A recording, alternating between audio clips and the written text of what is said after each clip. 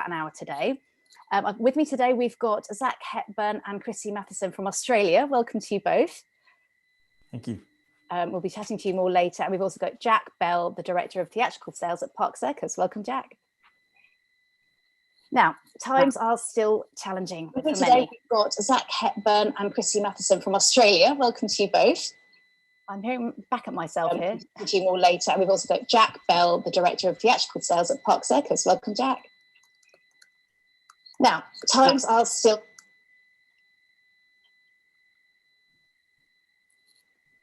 Right, short pause. I think I've got rid of that echo we had there.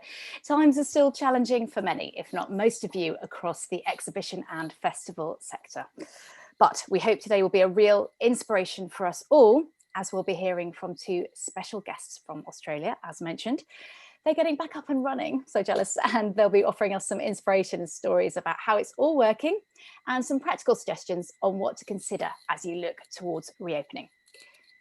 If you joined us for December's webinar, where we explained how repertory films can enhance your cinema programme, you might be familiar with Park Circus and their role in bringing classic film back to the big screen. So later we'll be hearing more from Jack Bell, who'll be explaining how Park Circus can help you for your reopening. In the last few minutes, we'll be having a Q&A, but do feel free to ask questions all the way through, and we'll respond in the last 10 minutes or so. We'll be sharing a recording afterwards, and we're live on YouTube as well. Hello, YouTube. We're going to start today with a little video to get us all in the mood. This short video supported the Park Circus for the Love of Cinema campaign. It's a lovely reminder to us all of what we're getting back to as soon as we can.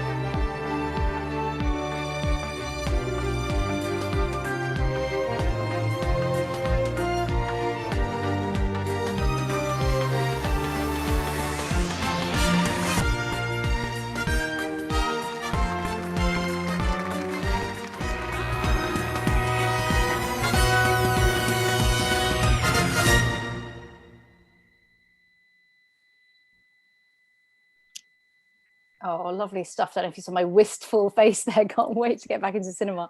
Now, as I introduced our lovely guests, we're going to take a poll which will pop up on the screen, hopefully, very shortly. We wanted to know whether your cinema or festival is currently open. So please respond to that while I tell you more about our panellists. So Zach Hepburn is a Melbourne-based film critic, film programmer and cinema manager. Currently, he appears on the nationally broadcast ABC News Breakfast as the resident film critic for the weekly Now Showing segment.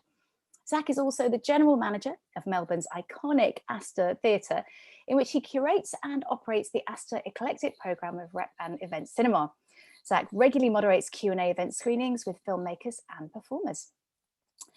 Christy Matheson is the Director of Film at the Australian Centre for the Moving Image. Christy previously worked within independent film distribution, and she's worked at the Brisbane International Film Festival and the Sydney Film Festival. She has published in Senses of Cinema, served on film festival juries, pre-selection committees and industry peer assessment panels, and she's a regular reviewer on ABC Radio in Melbourne. She was also the recipient of the 2017 Natalie Miller Fellowship. Welcome to you both. Thank you. It's lovely to have you with us. Let's see first what, before we start talking, what the results of the poll are. Thank you everyone for answering that.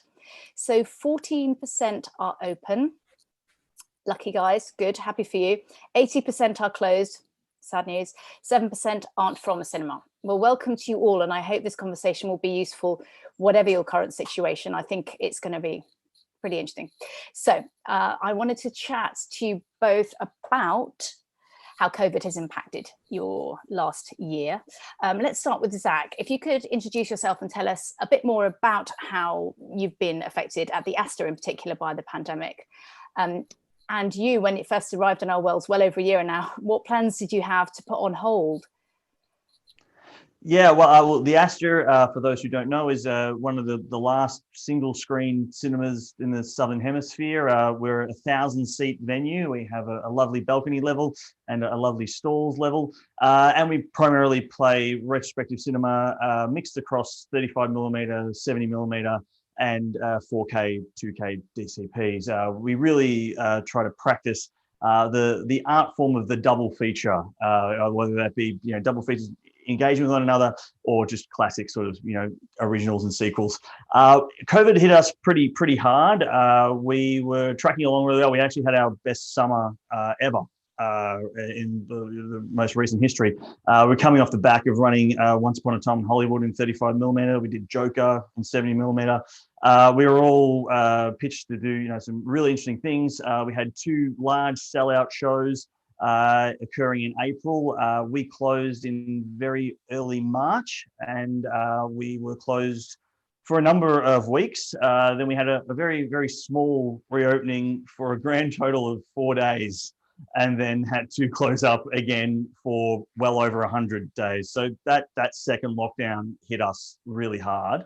But we had a lot of things interesting planned, but we were very fortunate, and that's one of the great things about, I think, working with retrospective cinema is whilst many release dates are changing around the world, and that's very understandable, repertory cinema is there as a fantastic sort of rock, and that was so great for us because we had all these a lot of plans. One, for example, was we were going to be one of the first cinemas in the world to run the Star Wars trilogy as a marathon, all presented on 35mm from the National Film and Sound Archive. We had that all set to go in April, and unfortunately that wasn't the case. But we're very fortunate that we've been able to bring that back, and that's actually going to be screening with us next week, and it's going to be our first sellout show since we've been reopened. So whilst we were impacted in terms of our programming, it was just more of the sort of culture that really was impacted because we had built this really dedicated audience, which are still there to a degree, but that sort of habitual nature of what's on at the Astor this week, what's coming up next. We print a very nice kind of program, which is a stable across many Melbourne walls. That was completely obliterated. So we're no longer printing stuff at the moment. We're doing everything online for greater flexibility. So whilst our programming has remained reasonably untouched, the way we operate has changed, absolutely irrevocably. Thank you, Zach, and well done for riding that very tricky wave. Christy, let's ask you the same question. Please introduce yourself and a little bit more about how COVID impacted you. So ACME is the National Museum of Screen Culture, and we're a purpose-built facility. We have galleries, education spaces, media preservation lab, audience labs where we test video games and mixed reality. And then we have our two cinemas. We have a 390-seat house and a 180-seat house, and they're both equipped with archival film and video playback and 4K laser digital projection. And so across our exhibitions and screenings and commissions, we're really investigating the past, the present and the future of the moving image from a across a number of mediums. So we look at TV, we look at film, we look at art, we look at video games, and we look at all of those, not in a hierarchical sense. We treat all of those the same. Our usual programming is structured around 4 large-scale retrospectives, which we present each year. One of those we present with the National Film and Sound Archive and the Sydney Film Festival. We have a TV festival that we do with Series Mania in France. We run a documentary film festival each year called Nonfiction. And then the rest of our programming is really based around repertory cinema. We have some new release programming that we do that's mainly foreign language and documentary.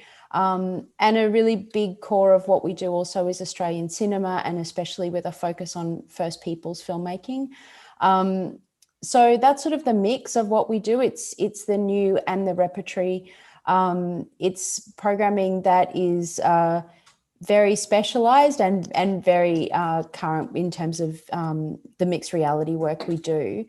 For us, when COVID hit, it was strange because our building was in fact closed. We were not open when the pandemic hit. We'd been closed for 9 months because we were undergoing a huge museum renewal project. So in many respects, we were in the luckiest position that an organisation could find themselves in. We were down to skeleton staff, for example, which I know for a lot of people has been one of the most difficult parts of this, is having staff and not having work for staff. So we really didn't have a lot of staff on. But once the pandemic hit, we have a lot of festival partners that we work with, and we weren't able to service those with venues being closed. So we turned a lot of our attention to online programming. So we looked at online education and in a lot of industry programming that we did for people, skills-based things that people could do while they were stuck at home. And we also worked with our colleagues at the Melbourne Cinematheque and put on a virtual Cinematheque. So we tried to stay connected to audiences, but offer things virtually that I guess still had a sense of curation and value behind them, not just sort of lists of things. So that became quite interesting but challenging. It's really not the same as paragaming in a dedicated space. And what's the situation now? Where are you at now?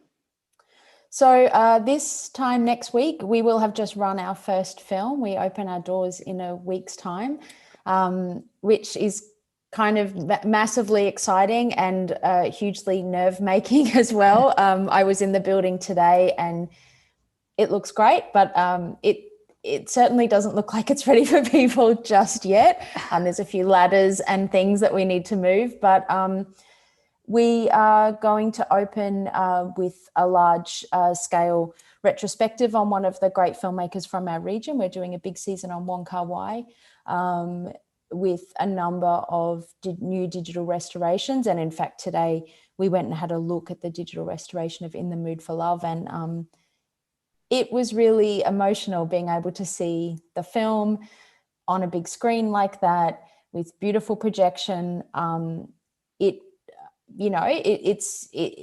It's going to be interesting. I'm very excited that we'll have audiences to share that with, and it's nice. People seem excited. People are buying tickets, but I think as Zach's really pointed out, things are changing here minute to minute. So I guess it's we're not quite sure where we'll be in a month or so, but for the moment, we're just excited to open the doors. Well, congrats on your imminent reopening.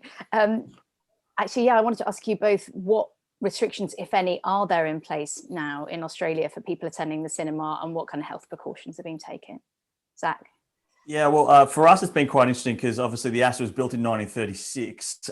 So it's not the most modern building in that regard. So a 1,000-seat venue, we are allowed to currently operate at 75% of that capacity. So that just puts us a little over 600 admits per session.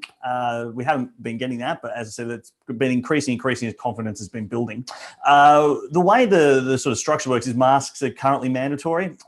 within an auditorium. Whether you're eating or drinking, you can briefly take them off. There's distancing within the foyers. Again, working in an older space, that's been quite a challenge because as one thing we know with older buildings is they're quite cavernous in the way they sort of interact with one another. So, there's not many different stairwells and there's not many different exits and exits. So that's been a challenge. Very similar, just following on what Chris was saying, you really do have to kind of relearn your job in so many ways. And so it's been a really interesting experience to sort of like put the creative side of programming next to the pragmatic side of it, making sure that you've got enough space between sessions in order for people to exit and arrive. So that sort of day-to-day grind that you would just usually take for granted, like you used to love to see a line out the door. Now when you see it, it kind of fills you with anxiety. You're like, I hope people aren't going to walk into one another. So you have to kind of relearn in that regard. I mean, when we did reopen for that very brief period of time, and then when we subsequently reopened officially again in November, we were actually allowed to have 40 people in the 1,000 seat location. So that was challenging in a whole different way.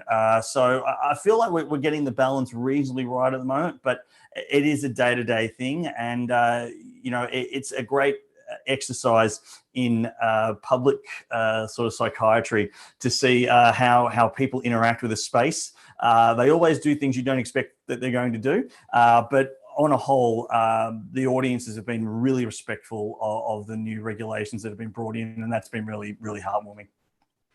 Zach, when you first sorry, Christy, go ahead. I was just going to say, in terms of scheduling, no programmer likes to have any kind of gaps and cinema turnaround times, but yeah, scheduling the first month of screenings has been incredibly challenging, and especially to the length of films. Now more than ever, one wishes that everyone had to stick to an 89-minute rule, because the turnaround time for we're cleaning in between each session. So it's actually adding a lot to a day of screenings. And we've introduced, we were famously non-allocated. The Astor was never going to have allocated seating, and we prided ourselves on that. But now we've had to sort of bring in a system of allocation, which is very rudimentary, and it's very difficult because people aren't used to it. So again, there's a real kind of relearning that has to occur. But people are up for it, because as soon as people walk into a cinematic space, they know why they're there. They want to watch a movie, and that's, I think, really important for people. So they'll do anything you tell them to do. But it's interesting. The allocated seating, we're the same. We have never done it, and we've vigorously opposed it every time it's been even vaguely whispered in a hallway. But interestingly, most cinemas around the world, but especially here, most cinemas are very small houses.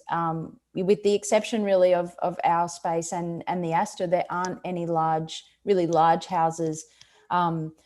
So to be perfectly honest, I'm sure this filled you with confidence, Zach, but I do feel like even just being in a larger auditorium does give people a sense of comfort, as opposed to, neither the Astor or the building that we're in at Acme, they're not sort of rabbit warren-y buildings. And so that, I feel, gives people a sense of comfort, feeling like they've got space around them when everyone's still a little nervy. And when UK cinemas reopened last year, I certainly found that the staff were incredible and really on top of it. And, they've got such different demands with their jobs now, things that they never anticipated. Zach, can you talk to me a little bit about your staff and how they've coped? Yeah, our staff have been fantastic. We have a very small staff base. We primarily only operate in the evenings, and we have a Sunday matinee. So we have a very small staff base of around 10 staff, and generally it's been quite a straightforward, job in terms of getting people in and getting people out. But now we have to, be sanitizing across the entire day. A lot of paperwork, a lot of checklists.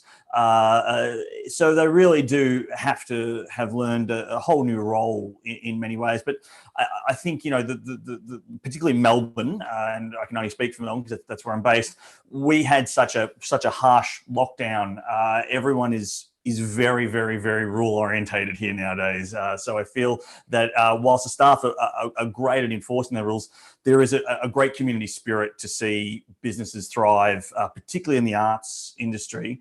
And, staff, customers, managers alike just want to get back to doing what we love to do, and that is by any means necessary. So they're more than happy to add a few extra tasks to their roster.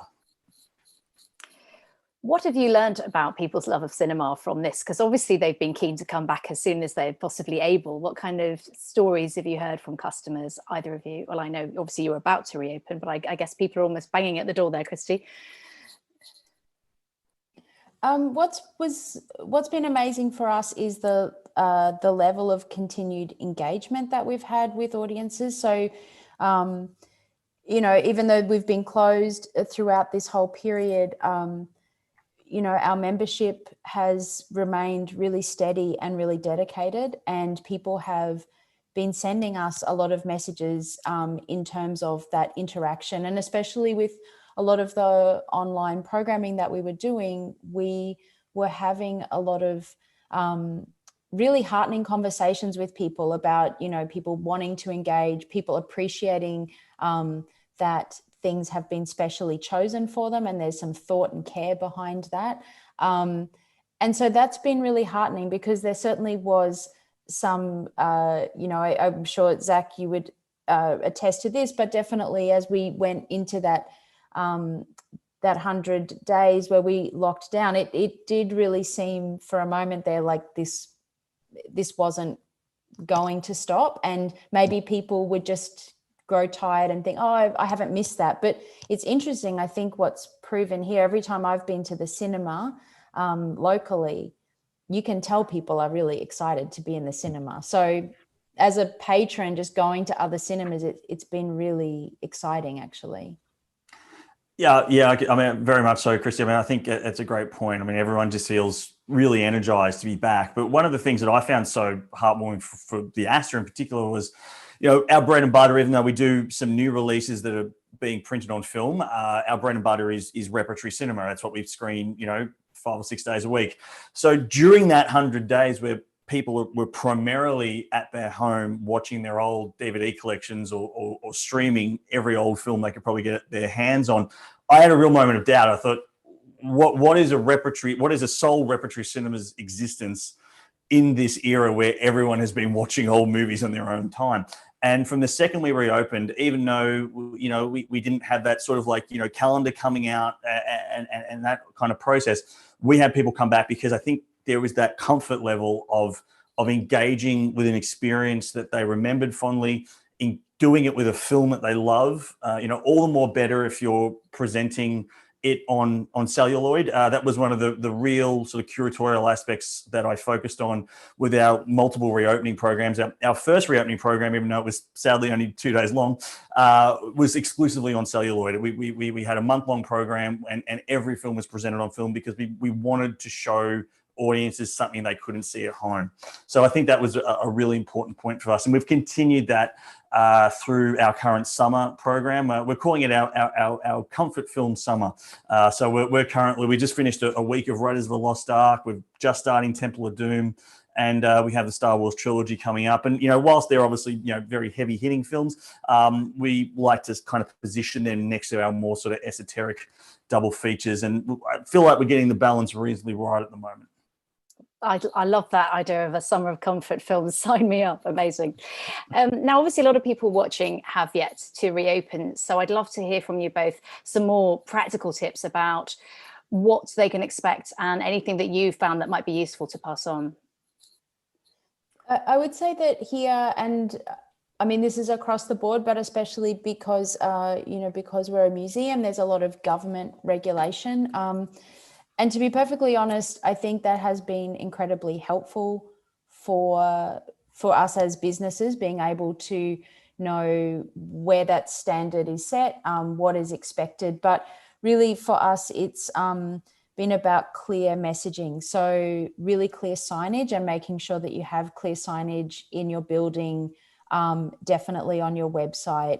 The allocated seating and the ticketing that goes with that is, bluntly put, it's a real headache. And I don't think that unless your cinema is set up for allocated seating, but for cinemas like ours where we're not, it's been a big learning curve. It's taken quite a lot of resource. But equally, I would say it's about the planning. We've spent a long time looking at the operational side of the business, and it's kind of been essential, because I don't think we'd be able to open the door next week if we hadn't have really drilled into how are we going to move people through the space? How long is it going to take us to do that? Yeah, I think planning is, I mean, it's obviously number one, but I probably would add to that too. Don't be too distraught if your plan suddenly has to change, because I mean that was because I mean we put in so much work, and then everything just kind of changed beneath us. We had to kind of think on our feet a little bit. But yeah, I think knowing your venue, and most venue operators and most programmers would know their venue as well as anybody, and your audience too. So the cinema company that I actually work for, Palace Cinemas, is a national company. The Astor is a unique entry into their circuit. They do skew to a slightly older demographic, and the difference between how an older demographic and the Astor, which is a younger demographic, the way they've engaged with the processes has been quite different. So I think it's all about knowing your audience. It's knowing how to communicate to your audience. And I think all that together will really help sort of establishing your reopening. Thank you both so much for that. I'm sure that's going to be incredibly helpful for everyone watching. I really appreciate that. Now, do ask your questions. Don't forget, people, the Q&A box is open, so please fire away. We'll be moving into that section before too long. Thank you both, Zach and Christy, once again for that. Before we bring in Jack Bell, who's sitting there patiently, he'll be able to tell us a little bit more about how Park Circus can help plan as you approach your own reopening. But we wanted to watch another short video. We mentioned how Park Circus can help bring classic films to life, and they will often make fabulous new trailers to help inspire audiences to revisit films. So we're now going to watch the most recent example of Fargo, which, believe it or not, celebrates its 25th anniversary this year. And it's part of Park Circus's new Thrills and Chills package. And Jack will be telling us more about that shortly.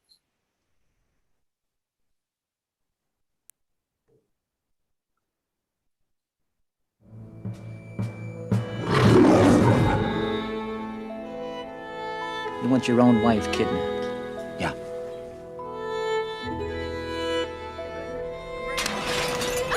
We gotta talk.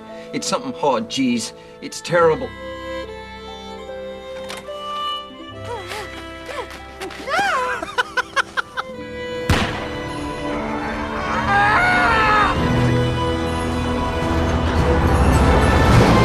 Here's the second one. I want you to tell me what these fellas look like. Well, the little guy, he was kind of funny looking. Oh, you betcha, yeah. More than most people, even. So we got a trooper pull someone over. We got a shooting. These folks drive by. There's a high-speed pursuit. Yeah? Ends here, and then this execution type deal.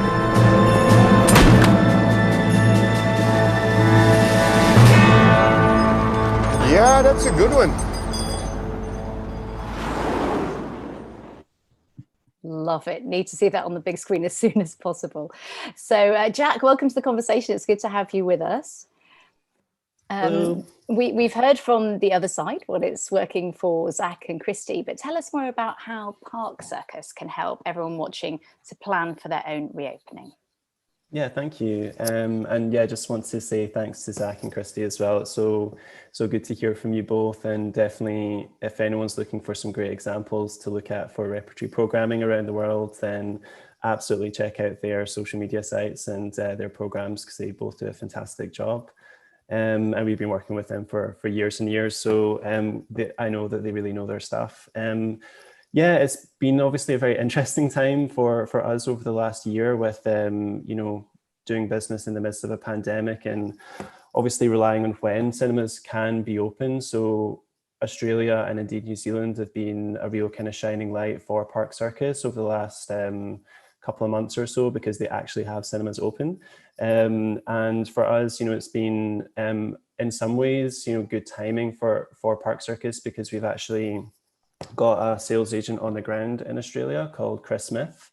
He was the national sales manager for 20th Century Fox before, but now works for Park Circus to book, help book and program the cinemas in the in those regions, and that's been great. Obviously, you know, we do work internationally, but you know, there's sometimes certain time difference challenges, and so it's good to have someone on the ground and someone with a real wealth of experience there. So hopefully Zach and Christy will have appreciated that and get that bit quicker answers from us. And really, because, you know, there's such a vast vault of what you can do with what we offer effectively, and really the kind of world's your oyster with booking with Park Circus, I would say. And there's lots of challenges within that. There's lots of intricacies to it as well. And I would say if people are looking to plan right now, how can they plan? Well, I think the key is actually just start planning if you can, albeit it's really difficult with, as we've mentioned before, staff shortages, for example, things like this. It is difficult, but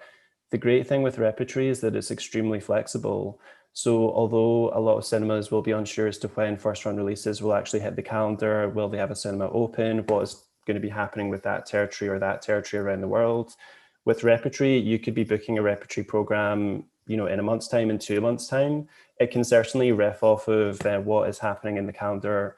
Now, I saw the Prince Charles Cinema recently tweet, should they introduce their Christmas program in March because people missed out on it in December? You know, you could have fun with it if you really wanted to.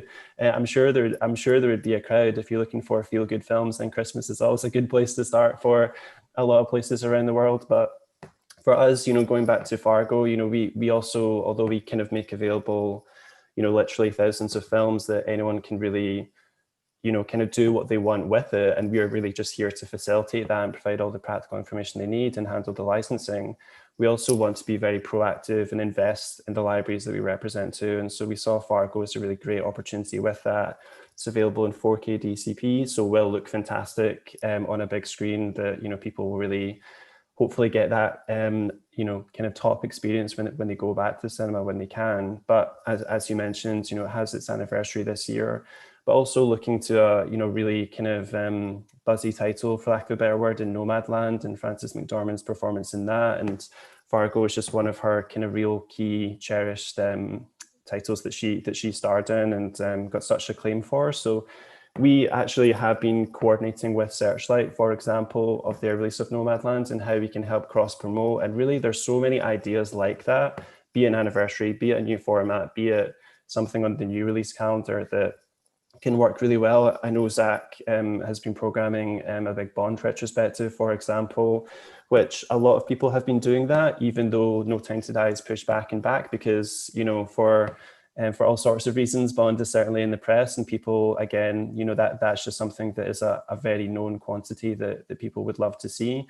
And that can be booked now, it can be booked in 2 months' time. You know, really, as soon as people are open, we can make all sorts available extremely quickly. So I mentioned Chris Smith for Australia, New Zealand. Chris.smith@parkcircus.com is his email address. And really, it's a case of looking at our website, parkcircus.com, getting in touch with the sales executives that are at Park Circus to talk through your program, what you want, what you need. We can do all sorts of rights checking, material checking in advance, even run times. You know, it's not available on our website, but people really did want to know all of the 90-minute and under titles that we have in DCP. I could pull a spreadsheet for you with that and it could help. So there's all sorts of practical things you might not think of, but the key thing is just to ask the question, and we're very much here to help. And we've got all the kind of expertise, be it in Australia, be it elsewhere in the world, for what can kind of help for your audiences when your cinemas reopen effectively. Do our panelists have anything to comment on that in terms of dealing with Park Circus and the experience, and any advice for people? I can certainly attest to how good Fargo in 4K looks, because we only recently just played it and it looked absolutely fantastic. So, and we had some really good audiences with it too. So, but look, as Jack was saying, I've been working with Park Circus for a number of years, and it's just such a fantastic lifeline to be able to look at back catalogue and to be able to really explore. And the website's such a vital tool for me. Yeah, great communication, and Chris on the ground here has been a huge help as well. Yeah, it's just a great way to kind of travel through cinema. So thanks again for all your assistance throughout the years. Yeah, it's been really great having someone here in the time zone. You know, it's just practically really helpful. But also, you know, for us, we have a program called Matinees that we run. It's a weekly program, and prior to our closure, it's one of our most beloved programs.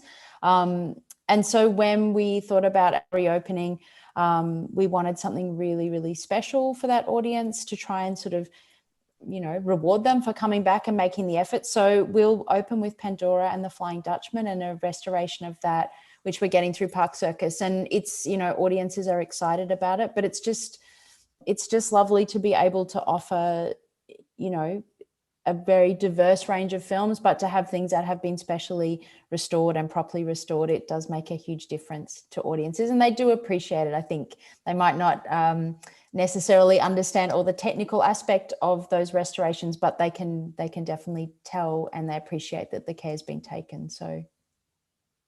And to quickly just add to, I mean, one of the really helpful things is the materials too, because it's so difficult to find trailers, it's so difficult to find posters, and the fact that Park Circus is able to supply those as a further marketing tool is really helpful as well. So that's really handy. Wonderful, thank you. We've had a few questions in. Jack, is there anything you wanted to add before we move to the Q&A section? I would just add to that point that Zach mentions, I suppose, is that again, in terms of the time that you have available right now, we can advise what marketing assets are there, what official social media pages we can tap into to promote screenings. So we have around 40 theatres in Australia screening Trainspotting next month to also celebrate its 25th anniversary. And we are promoting those screenings on the official Trainspotting Facebook page, which has around 2 million followers. So although you might not see many Park Circus campaigns on the side of buses anytime soon, there's certainly a lot of really kind of effective marketing tools that we can use, tell you what assets are available on top of the technical assets as well, so that whenever you can reopen, you're good to go and you know what's available. So absolutely, on both the technical, sales, licensing and marketing side, we can kind of go through quite a lot with you in order to get things ready. Fantastic. Thank you for that, Jack. Well, we've had a few questions, as I mentioned. Our first one is here. Have you seen any particular genres working better than others during these COVID times? In our UK sites, it was noticeable that horror films were extremely popular. Not only new titles, but recent franchise titles you may not think would have pent up demand. For example, The Conjuring universe. How interesting. Anyone on the panel want to speak to that? Yeah, I mean, I think that's a really good point. And for the Astor, we found that films like 2001: A Space Odyssey, which I could not tell you how many times we've played 2001: A Space Odyssey, but everyone just loves to go to it. So I think there's that embrace of nostalgia, and obviously, that can be a good and a bad thing. But I think that was really important for audiences, and we've found that We've screened some more eclectic films to sort of like level out the sort of franchises and the genre works, but every time we've hit a franchise or a genre, you see the admit kind of wave go up. And I think that's just about comfort. Also, too, particularly in our lockdown period, we weren't allowed to see a lot of our friends. So if you want to go to a movie with a friend, you probably want to experience something that you both love. And, that's obviously what franchises offer, that sort of communal experience and that way of you connecting with your fellow audience members. So, I think there is something in that sort of franchise aspect. And that's certainly something that we've seen just finishing off our week of Rise of a Lost Ark. We had really strong admits for that film, and that's again a film we've played a number of times. Very interesting, thank you. Anyone else want to speak to that? I'd probably just say to what's been really fascinating while we haven't been open and when we've been looking at digital programming is that there's just a lot of things that aren't available digitally, and obviously that's different for every territory around the world, but the one thing that's really missing here digitally is really quality restorations, really quality rep cinema. That's just not things that people can easily access. And so that's, quite apart from release dates moving, it really isn't things that people can see easily at home. So I think that's been impressive to kind of see cinemas actually play things that people haven't been able to consume while they've been in lockdown. And just to quickly follow on from that point, Christy, I think it's, you touched on it very earlier about that kind of curatorial hand. And, actually having a film feature on a program legitimizes it in a way. It's not just part of the kind of algorithm queue that's kind of washing over you, having it actually kind of positioned on a calendar, whether it be an anniversary event or other event. It just kind of gives that film a pedigree. And I think that's what people are really picking up on as well. Great stuff. Thank you for that insight. Now we have someone watching in Luxembourg. Hello. They say, in Luxembourg, we were lucky to be able to hold our annual British and Irish Film Festival last September, albeit with just 25% capacity. But we were delighted to reach 50% of our 2019 audience figures. For 2021, we are examining a hybrid model. How would you advise selecting which films to screen at cinemas and which online? Or would you recommend offering all or some films both in cinemas and online? Great question. That's to anyone who wants to answer it. Yeah, this is something that we're exploring at the moment because we launched our online screening platform Cinema 3 in November last year. And really that we've made that a curatorial, it sort of sits alongside the curatorial work at the museum. But there's definitely some films there that we will play on platform once they have been in the cinema. For a number of documentaries, we'll probably roll those out simultaneously.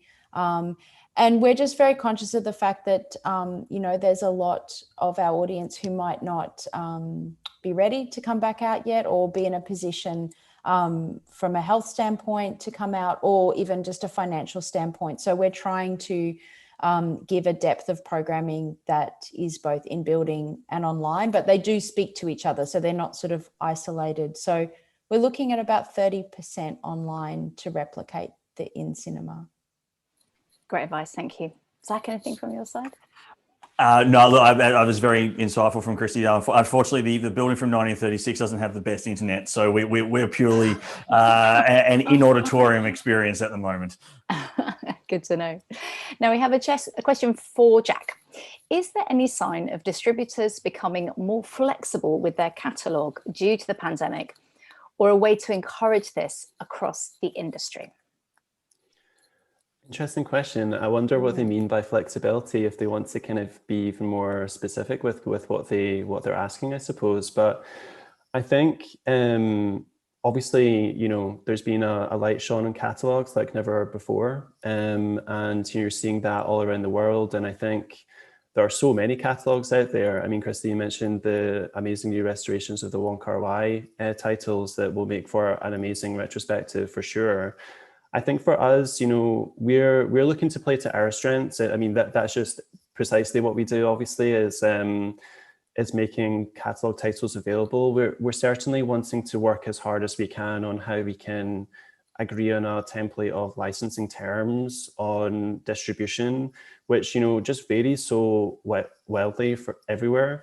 We're quite lucky in Australia that we've actually got an on-the-ground equivalent distribution setup, but the way that we'll work with clients in Luxembourg will differ to those that we work with in France and the UK and indeed Australia too. And I think often for us, sometimes it's like remove the film element and work on the practical aspects, because once you've got a term set up that works for you and your cinema from a commercial perspective, how many times will you screen that repertory film? Are you doing it one screening only? Are you only screening it once a month?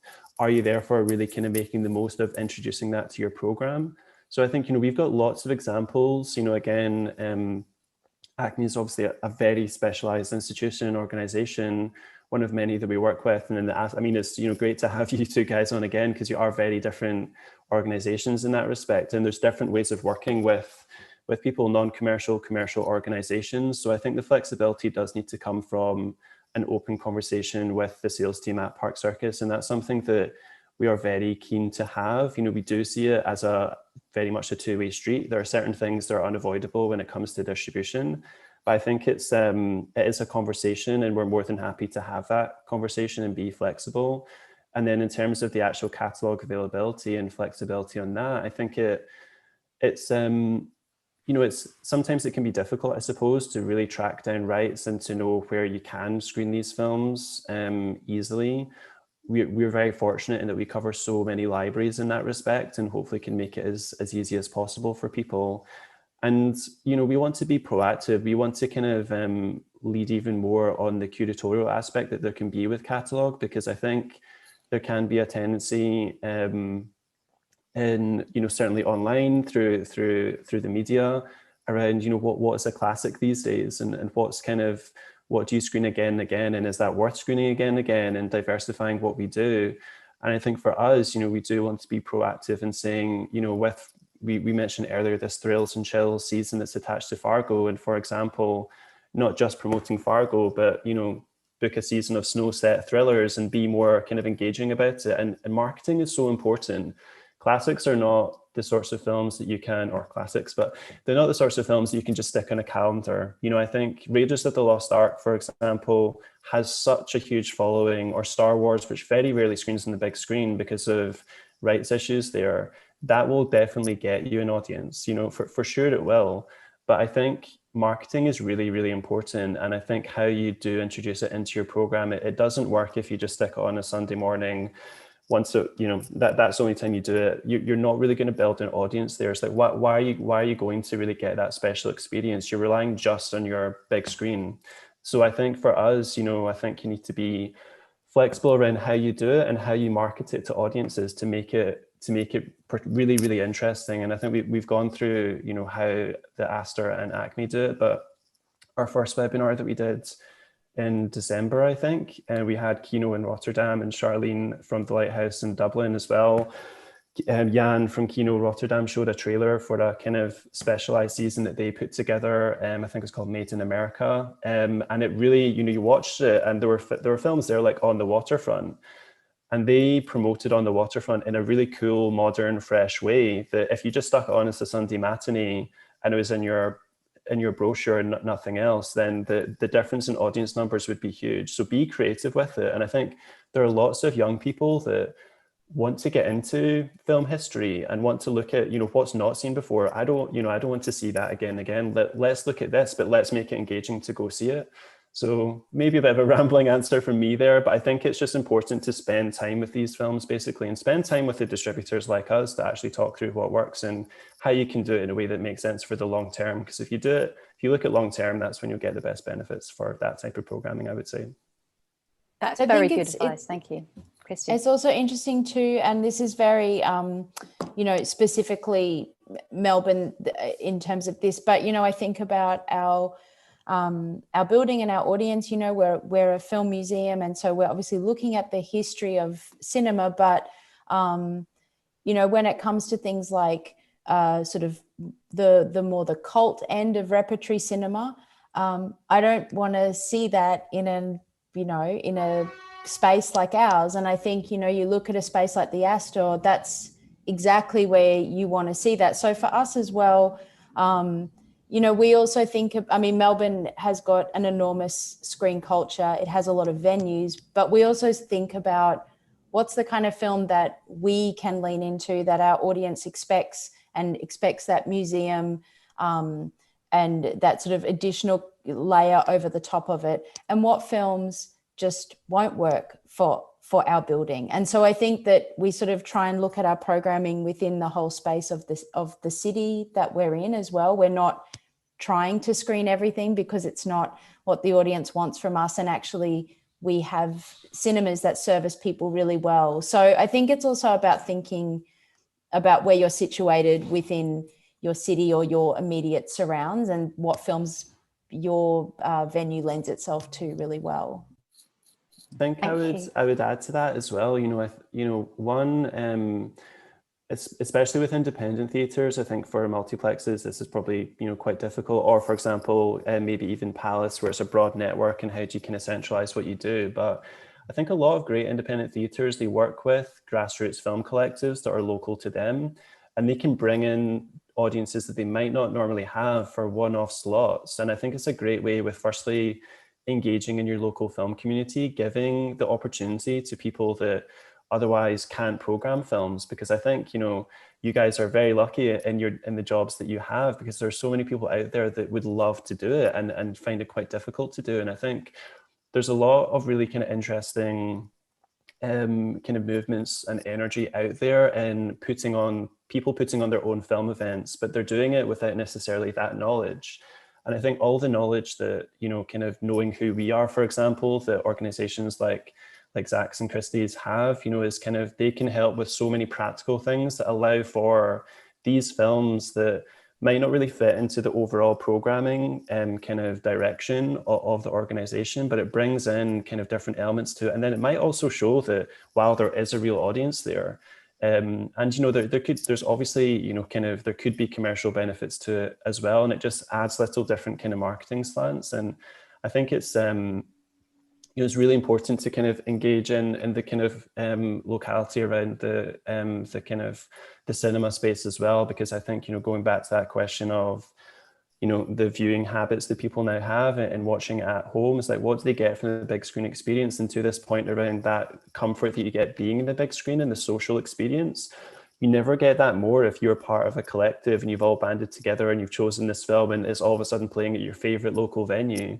It's a great way to, and more often than not, that actually is like tied to repertory. There's a lot of horror film clubs, there's a lot of cult film clubs, and, you know, these sorts of film clubs have absolute diehard fans as well, and it's often linked to repertory. So are there any people like that you could be speaking to? It's like, look for those opportunities. Are there French and Italian institutes that are nearby that could help you introduce French and Italian programming, which I think, you know, subtitled films, you know, they need that support more than anything right now, don't they? Because, you know, I think there's a trend that is pushing away from that. And also a great reason why, you know, things like those Wong Kar-wai films have been restored and they can be put out there too. So I think thinking outside the box, and there's a lot of that you can do with repertory if you can give the time to it. So.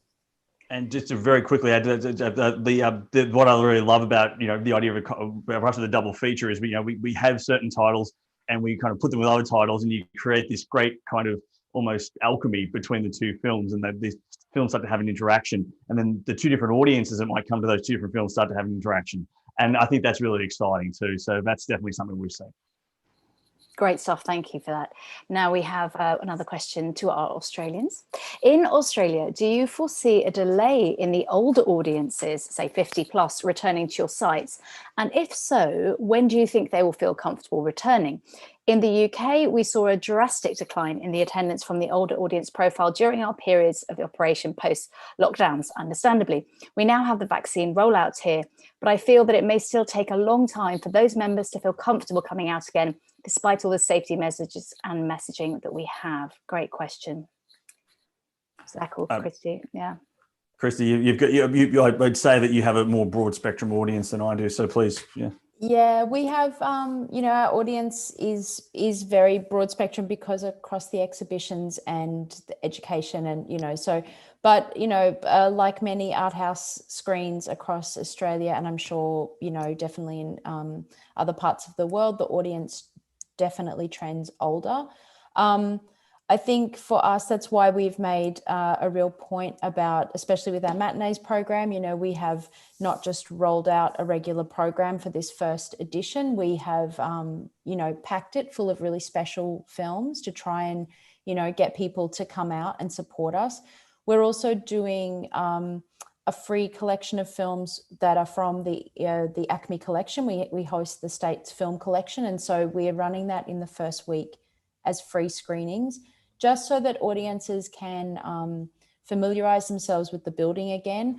Our memberships team is doing a lot of work on really offering one-on-one Q&A. So we're really helping our older members in how to use our new website, how to book online, what kind of measures they can expect when they come to the building. So we're taking a very work, we're really sort of leaning into that concierge approach, and we will have a lot of staff and volunteers on the ground just to really let people know how it's going to work and try and give that level of comfort. The vaccine here is we haven't started rolling out, and so I think that it will be some time, you know, this year before we really have a lot of that work done. So I think for us, it's about really trying to take the audience's hand and hold it, answer all the questions they have, but really trying to get them across the digital aspects of our programming as well. That's fantastic. It's really good to hear what you're doing there. Thank you for sharing that. We've got time for one last very quick question, and I think this is going to go to Jack. I've not booked classic film before. Can you quickly run me through the process once more to book with Park Circus? Oh, perfect attendee question there. My goodness. Kind of just expect people to attend who just know already the process, but no, that's great. And there's always lots more to find out regarding how you can book classics. Well, really, I mean, most practically, there's our website, parkcircus.com. Parkcircus.com/form also takes you to a booking inquiry form as well, which allows you to fill out all of your details just about your venue, the films you wish to book, formats, etc. Before that, on our website, there's a lot of search filters there. So be it by actor, director name, genre, decade, format, which for formats just DCP and 4K DCP. So if people want to know what we have in 35mm or indeed even 70mm, they can ask us directly. We do a lot of license only bookings as well, where you may have sourced format yourself and you can just make that clear to us and we can advise if we need to ask any further questions on that. And then you can also search by studio, which can be very useful. Certain territories have different availabilities in terms of studio titles that we can make available.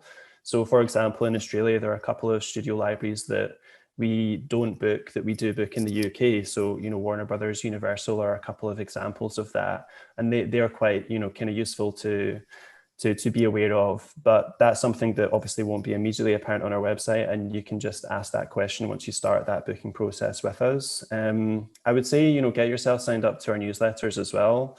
So that's where we'll be promoting things like Thrills and Chills and Fargo and all sorts of different programming ideas as well, including, I think we've done an interview with both Zach and Christy in the past, so you can hear more from them as well, and lots of interviews with programmers from around the world too, because, you know, I think really they're the guys that are the best to hear from, not necessarily us, because they're really kind of seeing how audiences react to repertory, and there's just so many directions you can go down. So that's the practical thing. Obviously, you know, please do just email the contacts that hopefully you do already have, be it myself.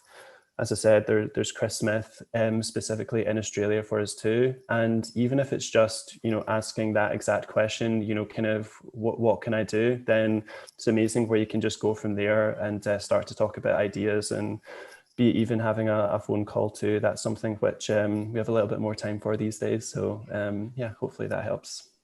Wonderful. Thank you all so much for your time today. It really has been such a pleasure to speak to all three of you, and thank you to our lovely audience and your questions.